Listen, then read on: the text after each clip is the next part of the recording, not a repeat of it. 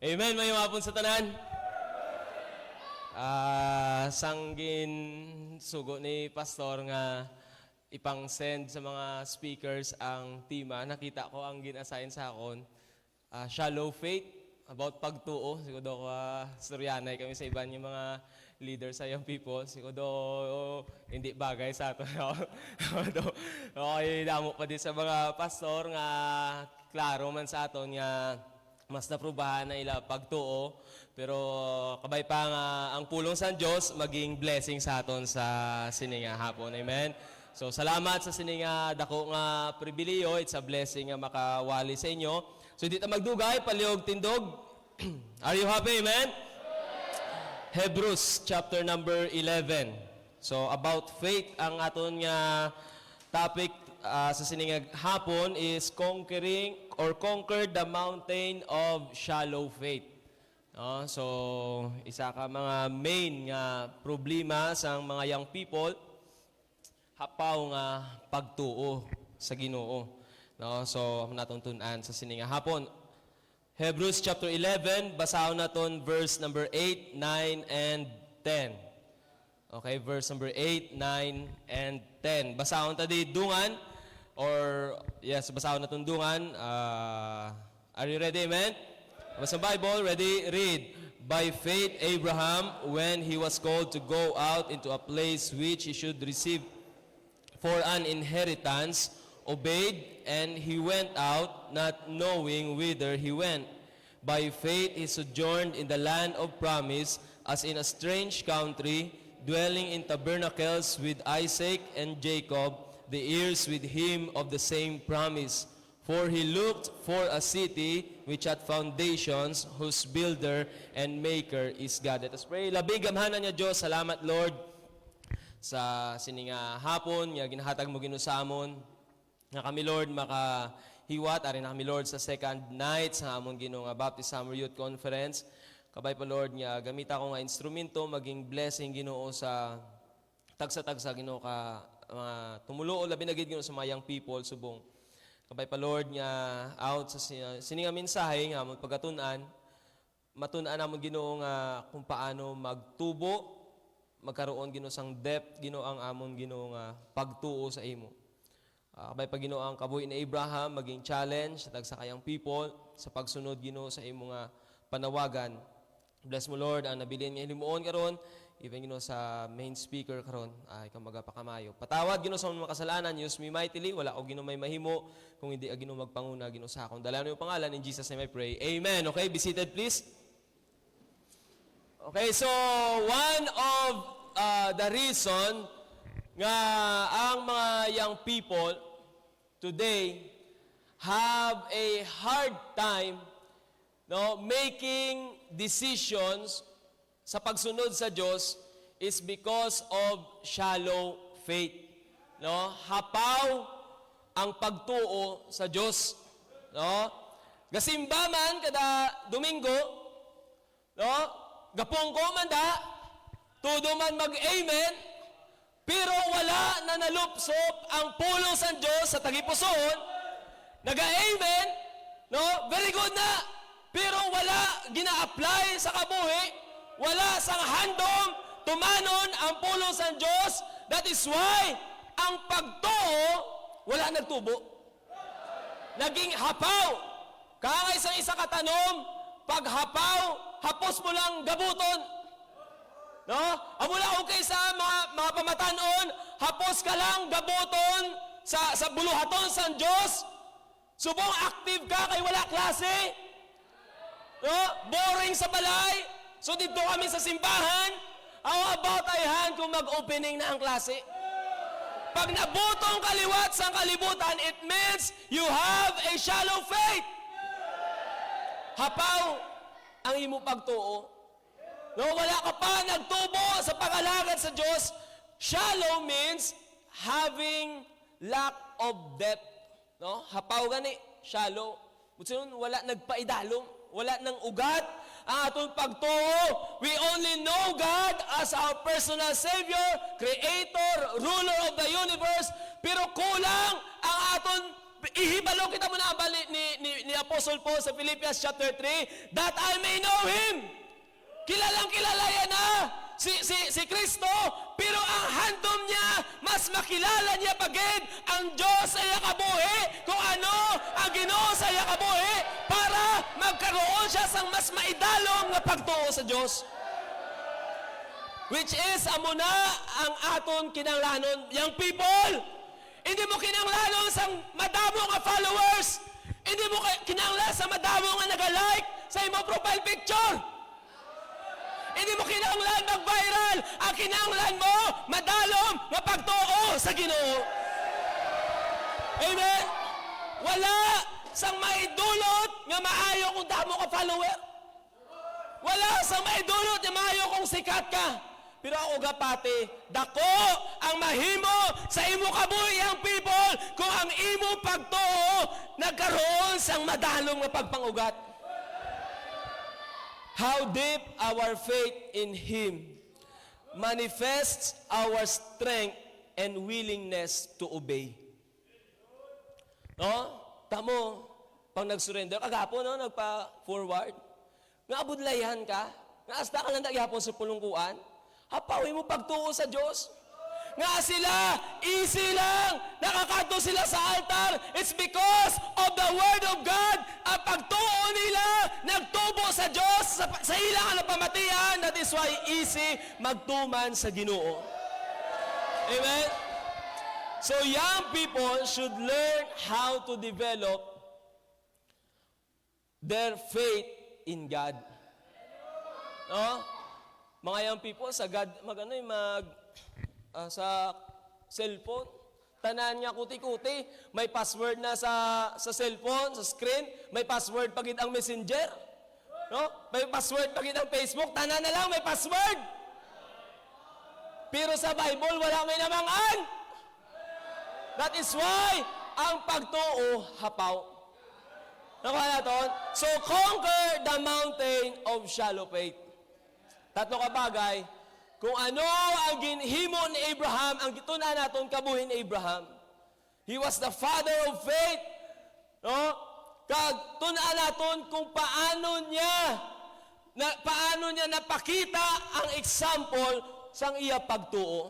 Kag yung people, kung paano mo makonquer ang hapaw nga pagtuo para masunod natin ang Diyos. Amen? I hope nga maging blessing ni sa aton. Tatlo lang, simple lang. Number one, look on what is bigger. Gusto mo magdalom yung pagtuo? Tulo ka kung sinong mas dako. Amen? Amo na ang ginhimo ni Abraham sa iya kabuhi. Sang nagtawag ang Ginoo sa iya, wala niya ginkilala ang iya kaugalingon. Wala niya ginisip kung ano na siya kabaskog. Ang ginisip niya kung ano kadako, kung ano kamakagagahom, ang Diyos na mayara siya. Ang ginisip ni Abraham kung sino nga Ginoo ang nagtawag sa iya, iya manunuga, iya manluluwas, Ginoo ang nag-provide sa iya. Amo na iya ginisip. Wala niya ginisip iya kaugalingon. Kay kung ginisip, mati-mati mga people, kung ginisip ni Abraham ang iya kaugalingon, wala niya ginsunod ang Diyos.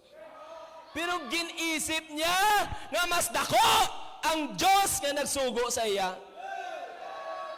The one who called him is bigger than all of his. No? Nakilala, amo na ang bako paggulang kayo na, no? Nga, tama ka importante, kilala naton ang Ginoo naton. Naintindihan? Hindi nga araw simbahan, tanan niya artista, kilala mo. Tanan niya singer, kilala mo. Pero ang Diyos, wala mo gid siya makilala sang lubos. No? Ano ba sa 1 John 4:4? Greater is He that is in you than he that is in the world. Young people, kung nakilala mo lang ang Diyos nga nagapanawag sa imo, nga amo ning Ginoo nga pinakadako, wala na sang may maglabaw sa is the God of all gods, the King of all kings, the Lord of lords. Sigurado ko, masunod mo siya, kaangay ni Abraham. God is bigger than Abraham's expectations, plans, and understanding. Amo na akong kisa, hindi mo masunod ang Ginoo sa imo kabuhi. Kay pamatyagan mo, matunaw ang dako mo nga mga plano. No? Maalimunaw ang dako mo nga ekspektasyon. Matula ang imong potensyal. Kaya abi naton dako-dako naging kita. Abi naton baskog naging kita. Nalipatan naton mas dako ang Dios nga ginalagaran naton. Mas dako ang Dios nga nagatawag sa imo. God, or look on what is bigger.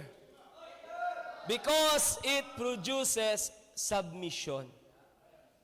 Kaya nato lang inwali diri sa ato, sa aga. O na kung sa mga young people, budlay magsunod sa ginikanan. No? Kapila mo na tawgon. Wala pagyapong kasunod. Gerard! Di ba? Yaman! Kay wala ginakilala ang otoridad. Nandiyan? Di amuna kung kaysa hasta sa balay ginahimo naton, hasta na sa simbahan, hasta na sa Ginoo ginahimo na naton. Ginapabungol-bungulan mo ang Dios. Nalipatan naton, isa lang kita kapitik sa Ginoo. Tipo kita. Abi naton bla kung kontrahon naton ang Dios may bato gid kita. No? It produces submission at verse number 8. By faith Abraham, when he was called. Sino nang tawag sa iya? Ginoo.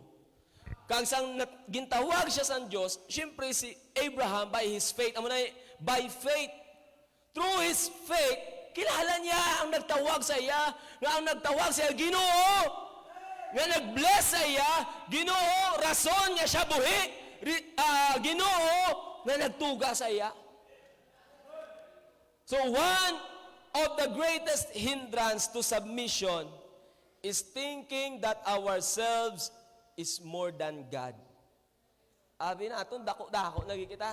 Kay nakalabot na 1,000 imo followers, abi mo kaya mo na kontrahon ang Dios. Ha? Kay damo na nag-like sa imo profile pic, abi mo hindi mo na kinahanglan sundon ang Ginoo. Abi mo kay nami na imo kurso, abi mo kay doctorate ka na, abi mo kay professional ka na, kaya mo na banggaon ang Diyos. No! God is bigger.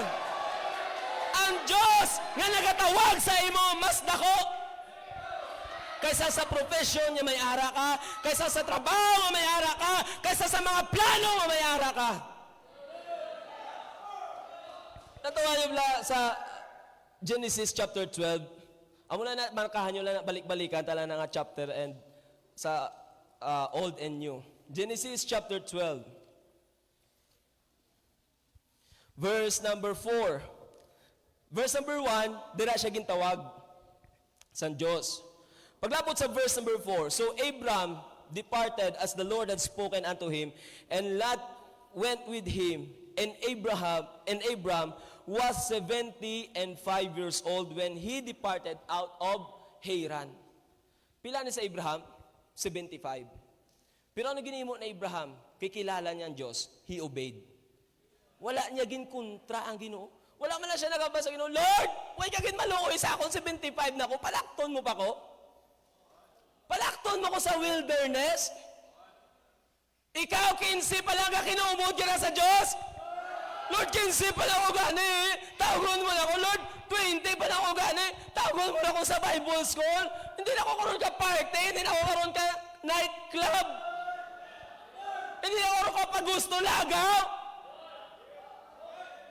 Pero sa Abraham, wala niya malang ginisip piya kaugalingon. Nga man, because he knows his God is bigger. Oh, bigger kaysa sa iya nga edad. Naintindihan natin, although he was 75 years old, but because of his faith, natunaan niya magsunod sa Diyos. Disyerto ang agyan niya. Mahalin siya sa homeland niya.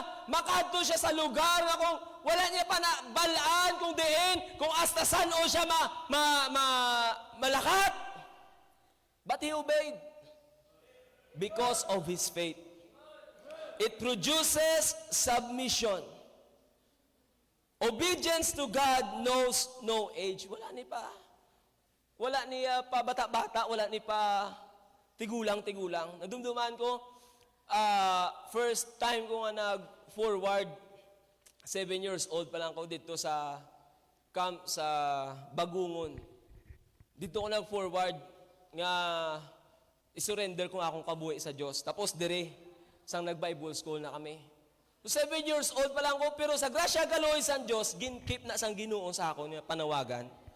Nag-eskwela ako sa computer college, hindi ko mapakali. Kaya kabayaan kong area, hindi niya lugar para sa akon. Nag-culminating kami sa eskwelahan sa Uton, hindi ka mapakali kay Sabado. No, dapat ara ka sa area, nag-solwining, hindi amo niya akon panawagan. Kung amo na, ang imo nagkakabatyagan, parehas na, nga tinawag sa Diyos.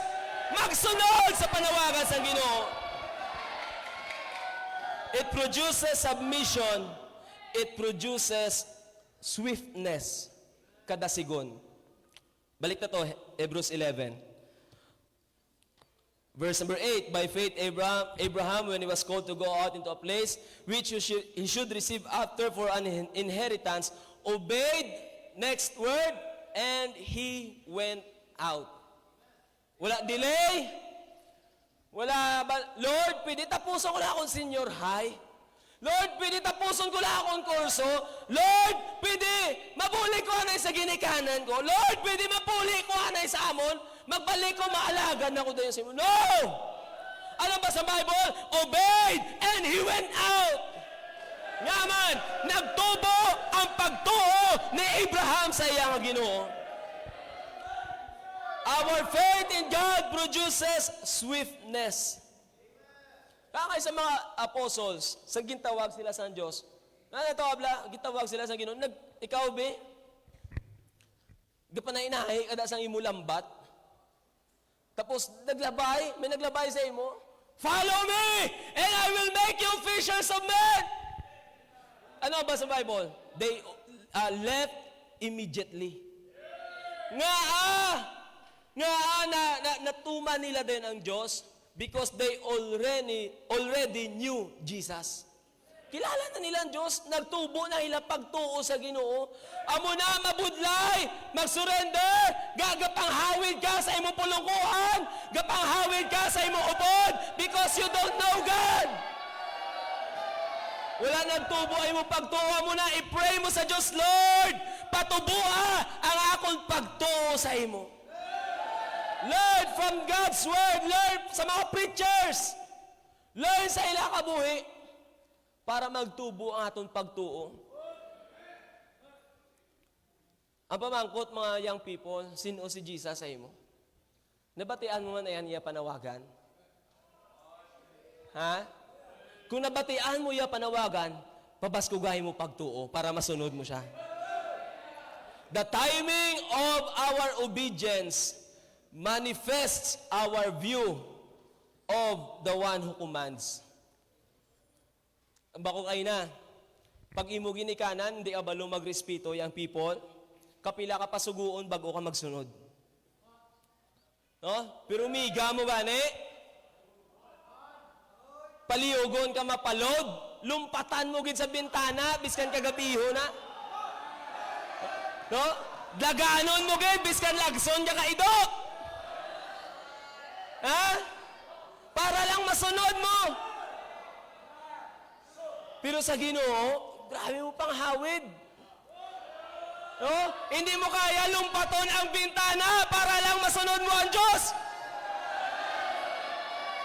Tanda nga wala nagtubo atong pagtuo. So overcome. Conquer that mountain of shallow faith. Patubuhay mo pagsalig sa Diyos. It produces surpassing.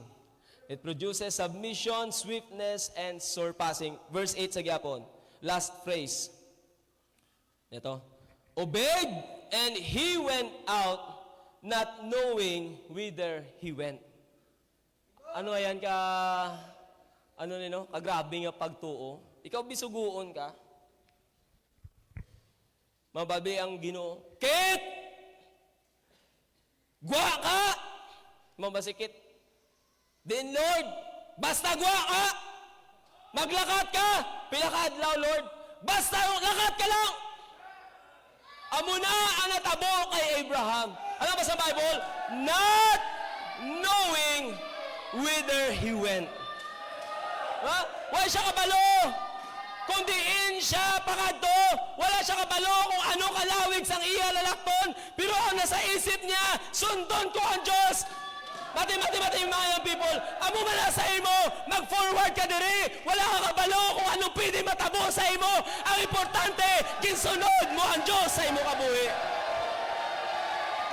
Anoon mo na, mati, mga people, anoon mo na, nga planado ang imo kabuhi, pero wala ka gasunod sa Ginoo. Alam mo na, nakalista ka sa mga things to do, may mga bucket list ka, pero you are going against the will of God. Diba? Mas importante nang wala ka kabalo kung anong matabo sa imo, pero gasunod ka sa Diyos. Amen? Abraham obeyed without a single question. Diba? Tama sa Bible, sa nabatian niya ang panawagan, obeyed, and he went out, not knowing whither he went. Amo na, mati mga young people, pag nag-surrender ka, no questions asked. No, surrender lang sa imo kabuhi. Hindi na pumakot, Lord, paano? Lord nga, surrender. Give your life to God. Conquer the mountain of shallow faith. Damo sa mga young people, hindi maka-surrender, hindi maka-offer sang ila kabuhi sa Diyos because of their personal preference and valuation. No, damo lang sila, ginaisip sila kaugalingon. Pero si Abraham, wala niya ginpinsarya kaugalingon. Ano kanya basang Psalm 8:4, what is man that thou art mindful of him? No? Paminsara mga young people, wala kita tsansa against sa Diyos. Lagyuhan mo na ang panawagan sa Ginoo, hasta saan mo lagyuhan ang panawagan sa Diyos. Pila nakakam, agin forward mo, pila man kakam, agin atrasan mo yung panawagan, wala mo gituman, imo agin surrender. Ang pamangkot, hasta saan o. Hasta saan mo, talikdan ang Diyos. Isa lang maambal ko, hindi ka makapalagyo sa Ginoo. Abi mo lang, kay wala ka sa simbahan, out ka sa imo panawagan, abi mo na lagyuhan mo ang Diyos ang kamaturan, hindi ka makapalagyo sa Ginoo. Sukton ka sa gihapon sa Diyos. Look on what is bigger. Number 2, look on what is better.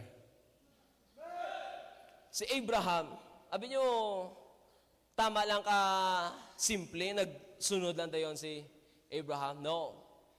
Through his faith, nabalaan niya nga mas maayo ang plano sa Diyos sa iya kabuhi. Ara na siya sa maayo nga sitwasyon.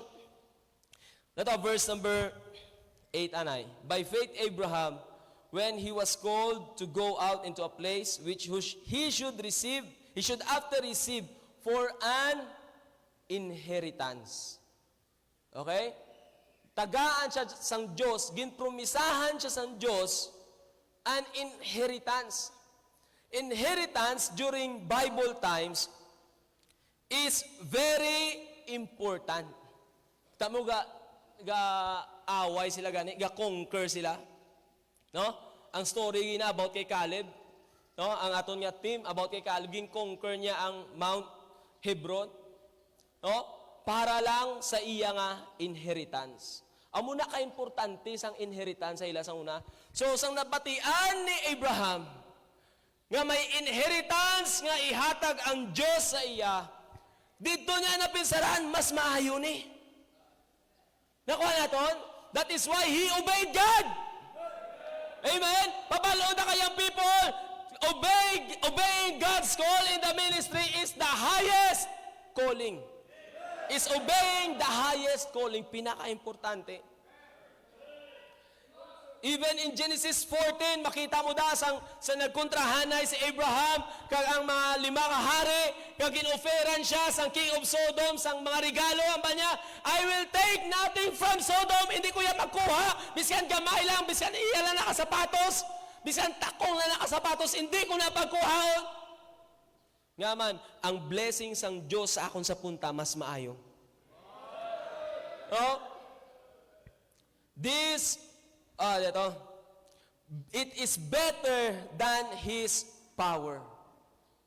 Naintindihan ni Abraham, nga kung magpabilin lang di siya sa Ur, hindi sigurado ang iyang puturo.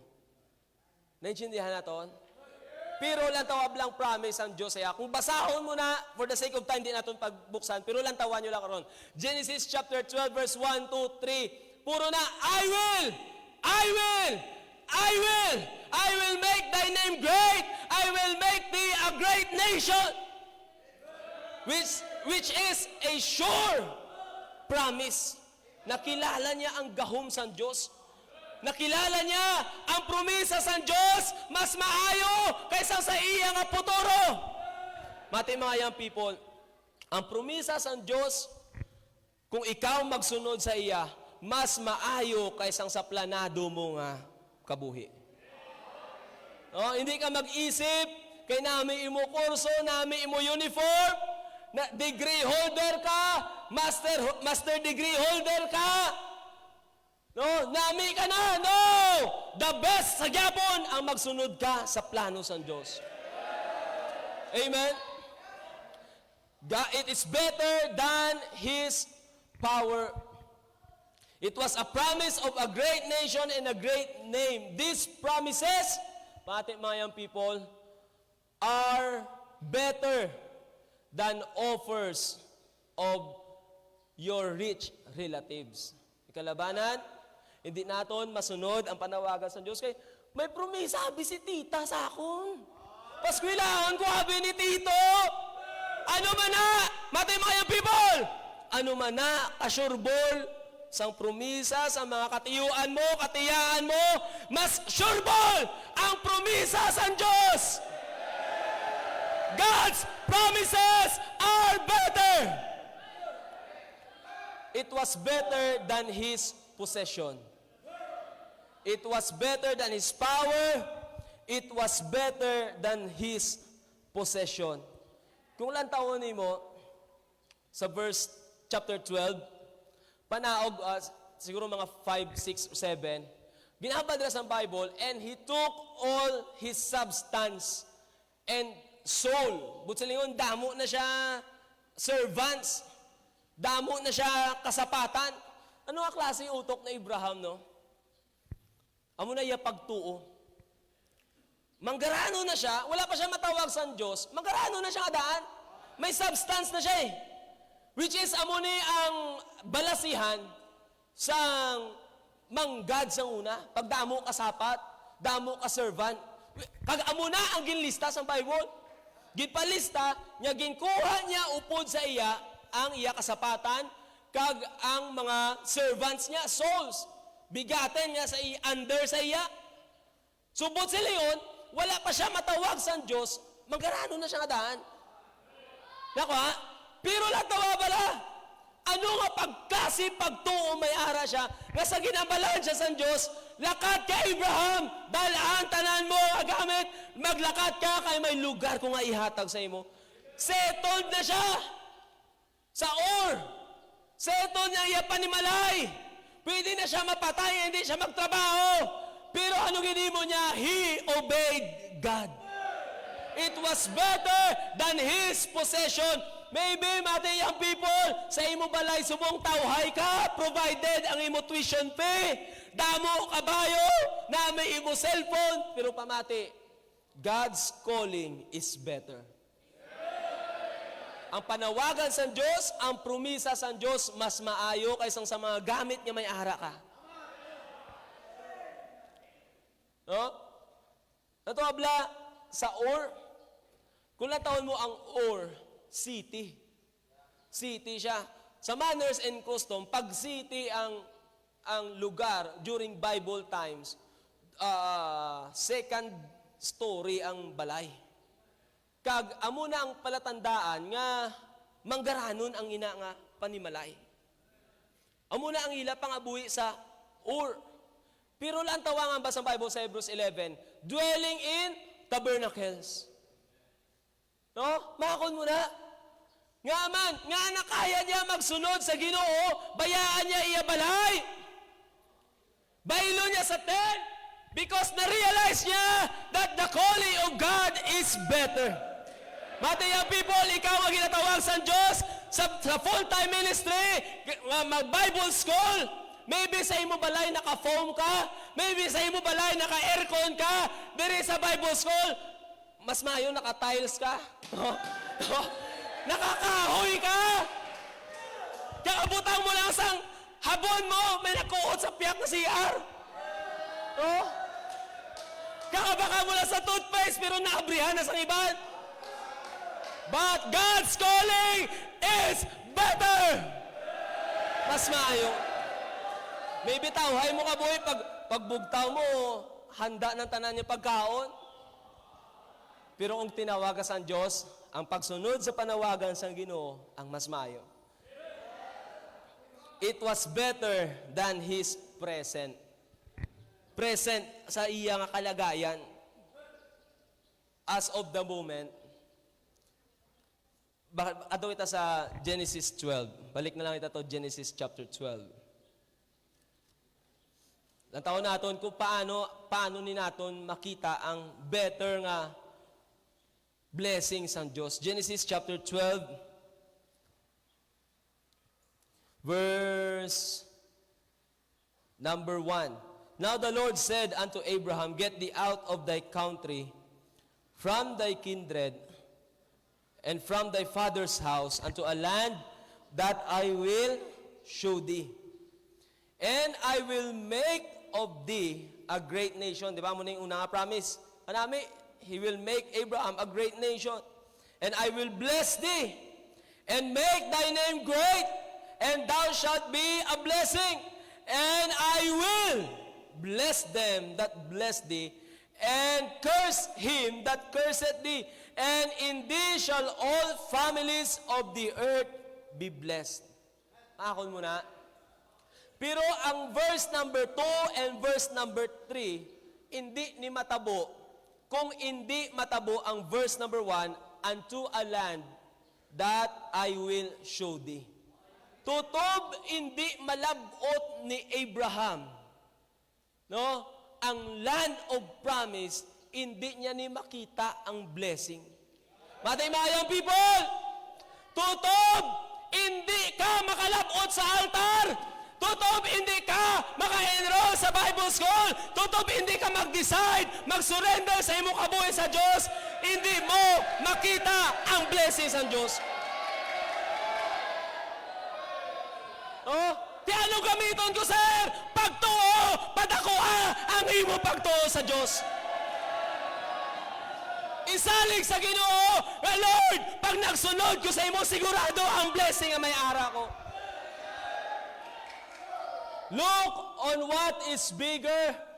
Look on what is better. Mayari ko niya, simple lang ang ilustrasyon. Kung sino ang willing, sa mga young people, ang mga pastors, ha? Kung sino ang willing mag-trade sinisakon for 500 pesos. May ara dira? Willing? Mabudlay. O sige, gaanta ka mo hint. Amo niya tunog sa sulod. O, sino willing? Magbaylo sini for 500 pesos. Wala. Hapaw ang pagtuon niyo sa akon. Another hint.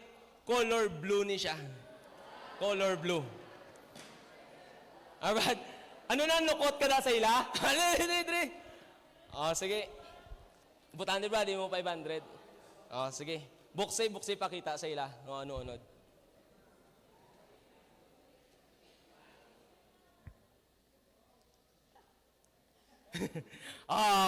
Di ba? Sige ba? Thank you again. Palakpakan natin sa ako niya ha, gibaylo ni sa ako na. Okay. Kung nanutisyahan nyo, mate. Tama na, minugbakal na sa karon.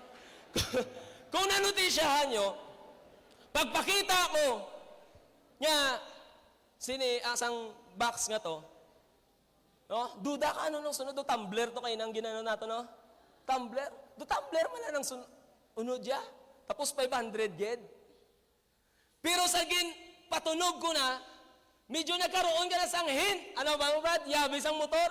Nagkaroon ka na sang hint. Nakuha mo? So, nagadugang na ang imo salig. Nakuha nga, doon mas mahayo to yung ibaylo sa ako na. Sa nagamba ko nga, color blue, doon na-excite ka na. Maybe, basi yung blue nga, muna yan, unod ya. Diba? Pwede ko siya intoon. Naintindihan nyo? Pero, nagtubo ang iya pagtuo sa mga bagay na ginahambal ko sa iya. Nakuha nyo? Mati, maya people. Hindi bala ang mga nagawalali ang mga pastor pruhiba. Isa-isa nga pruhiba sa aton, nga pag nagsunod ka sa Diyos, pag ginbaylo mo ang imo kakabuhi sa Ginoo, mas maayo ang blessing. Nakuha niyo ang punto? Ang 500 para sa inyo, medyo dako na naguro. Di ba?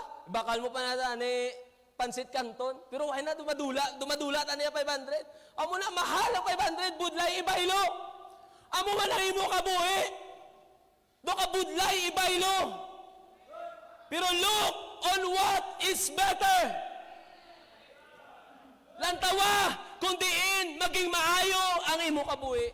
Nato abla ka pagtuo sa Abraham, maayo na iya kabuhi. Pero nakita niya that God's plan, God's promises is better. That is why he obeyed God. Last. Look on what is bigger. Look on what is better. Look on what is beyond. Nalangit.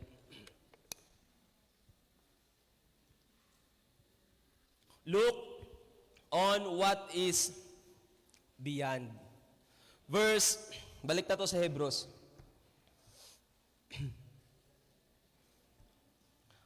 Balik na sa setting, ha? So, gintawag sa Abraham, verse number 8. Okay? Naintindihan nyo? Mati diyan ay. Gintawag siya, verse number 8, by faith, dito. When he was called to go out into a place, obeyed, he went out, not knowing whither he went. Okay? Verse number 9, by faith, he sojourned in the land of promise. Okay? So, pila na to katuig, ang naglipas, pila na kinadlaw, kag pila na kalugar ang iya na labayan, kag naabtan niya na ang land of promise. But he was a man of faith. Di ba namin natutan niya blessing? Nga nalabuot niya na ang land of promise. Naintindihan nyo? Pinakadako na nga promisa sa Diyos sa iya, nga nalabuot niya ang promisa nga lugar, nalabuot niya ang inheritance nga ihatag sa Diyos sa iya. Pero because of his faith looks beyond. Sobra pa. Amo na ginabali Pastor Eli sa inyo, sang siya nagsugod sang Bible school, wala niya mapicture nga amo ning maging tsura sang simbahan sa uli. But he has faith. May pagtuo siya nga himuon sang Diyos sa iya. Because faith, look on what is beyond. Natawa? By faith, he sojourned in the land of promise, as in a strange country, dwelling in tabernacles, with Isaac and Jacob, the heirs with him of the same promise. Verse 10, for he looked for a city, which had foundations, whose builder and maker is God. Halin siya sa gintawag siya sa Diyos, By faith, he obeyed God. Nalabot niya ang land of promise. But because of his faith, wala siya na-satisfy sa land of promise. Ang gusto niya, malabot niya ang kaarihan sa Diyos. His faith, look on what is beyond. Sobra pa. Amo na ang mahimo sa pagtuo sa imo. Maybe sa Bible school, sa lawayon ka, maybe poor ka sa academics, but padayon lang. Padayon lang sa pagsunod. Your faith, look on what is beyond. Hindi mo ma-imagine kung ano ka gamiton sang Ginoo sa ulihi. No? Ini mga graduate, ini mga nag-start na, mga nauna-una gamay sa akon, hindi, sang una, nakita ko na sila sang bata pa ko, hindi mo ma-imagine nga amo na ng mga simbahan na ginakapta nila sa subong. Amo na ng ministry nga may ahara sila. But their faith look on what is beyond. Abraham's faith look beyond the places. Nata verse number 9. Anong gingamit nga word? Sojourn. Pagka ka sojourn, di ba promise ang Diyos ay nga, dito ka sa land of promise. Pagka ka sojourn, ano lang yapon ng to dwell for a time. Okay? Ano na promise na ni Isaiah ang Diyos mo. Pero wala pa siya na satisfy. No? Ginhimo niya, ano ba ang terms ng Bible? Sojourn, kabalo sa Abraham, ang handom ni Abraham, hindi ining land of promise. Nga aman, ining land of promise is just temporal. Bayaan niya ni Pilakadlaw. But he looked for a city. A city which had foundation, eternal city. Matimaya people, gamiton mo lang imo pagtuo, makasunod yagid sa Diyos.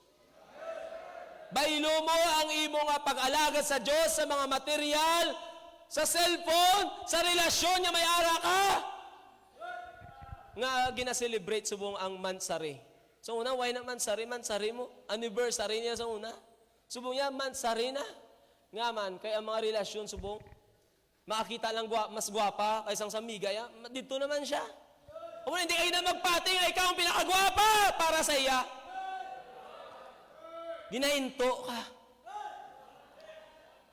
Masubo ka na sa uli, ka nga ito sang isa ka bana, subo siya. Subo siya, inom-inom siya. Subo siya.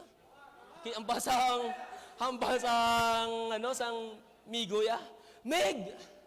Subo ka ho. Na ano man. Kaya kay, nag-away kami ni Mrs. Ti ambal niya sa akon. Hindi kami magsapakanay isa ka bulan. Ti ambal sang migo ya. Ni mayo gani na Meg kay parang tulutawhay ka makapagusto ka kadto kung din ka. Amo na gani, Meg, last day na ni Subong. Pagka-gastroyanay na sila liwat. No? Mga young people, kung wala nyo magets, mangkutan nyo lang mga may asawa karon.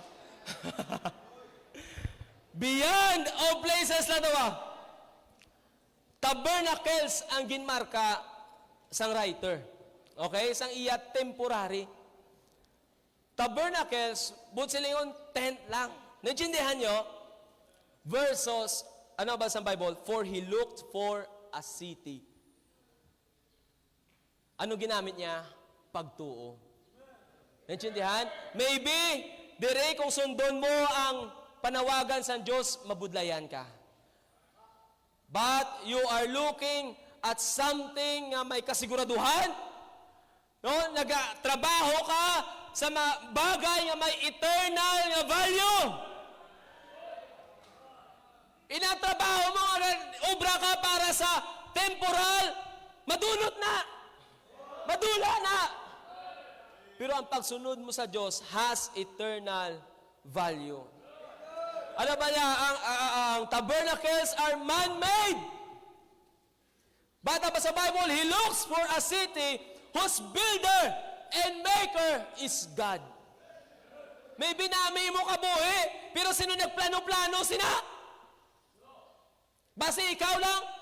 Basi wala pangamuyo, basi ng pagplano mo against sa plano sa Diyos. Maguba na. Dito ka sa plano sang Ginoo. Kay may mas sigurado ni. Kapag ginsunod mo sini, ginsunod mo ini panawagan na basang ito. Okay, kumabutang. Ang basang Bible that you will receive 100-fold of blessing. Mahakon mo na. Mas grabe nga baylo sang blessing ang ihatag sang Dios sa imo if gamiton mo lang imo pagtuo. Beyond of places, beyond of people. Dira lang gyapon chapter 11. Di ba? For he looked for a city which had foundations, whose builder and maker is God. Verse 11, ginhambal si Sarah nga iya asawa. Verse 12, therefore sprang there even of one, and him as good as dead, so many as the stars of the sky and multitude, and as the sand which is by the seashore, innumerable. They died all in faith, not having received the promises, but having seen them afar off, and were persuaded of them, and embraced them, and confessed that they were strangers. No? Although ara sila sa land of promise, pero ang mga sunod-sunod sa kay Abraham, confess that they are just strangers and pilgrims of the earth, for they, ano lang to kayo na? For he. Nakuha nyo? For he lang. Sang time ni Abraham. Pero, by his faith, next verses, for they. Hindi na lang siya isa. Damo na sila. Ang sunod na nga mga henerasyon, for they say such things, declare plainly that they seek a country. Tanan sila may ginalantaw. They look on what's beyond. Abali, pastor, kayo na. Wala akong makulbaan. May kulba. No, namin niya na, guro nga, nagbaskog ang pagtuo. Pero sa tuod, may kulba. No? Nadumduman ko ang second service namon. First service namon, excited ko pagka second service. Nanugat ko, wala may nagupod. Pungko-pungko ko sa waiting shed. Basi palpak ni Blau.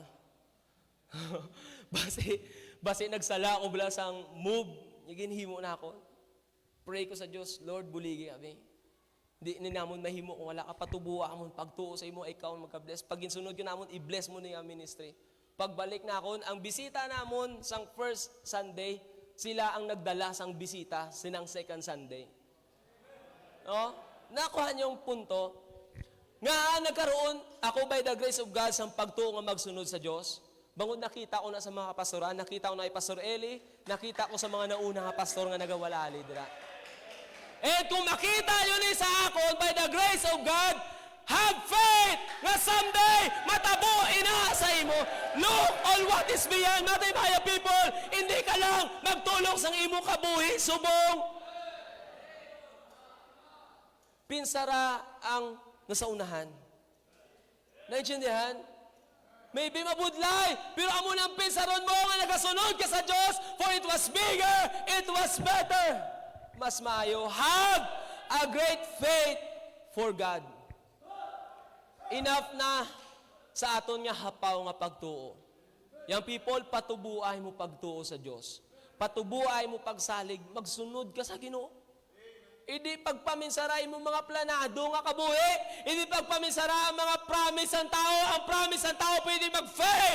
But God will never fail us. Mapray kita. Palugtindog, labig man na Diyos. Salamat, Lord, sa pulong mo amo na pamatian. Salamat sa balan yung Espiritu sa imong gahom. Kabay pa, Lord, ang mensahe na ka-encourage ino sa amon. Nga magtubok ino amon pagtuog ino sa imo. Dalayan yung pangalan. In Jesus' name I pray. Amen.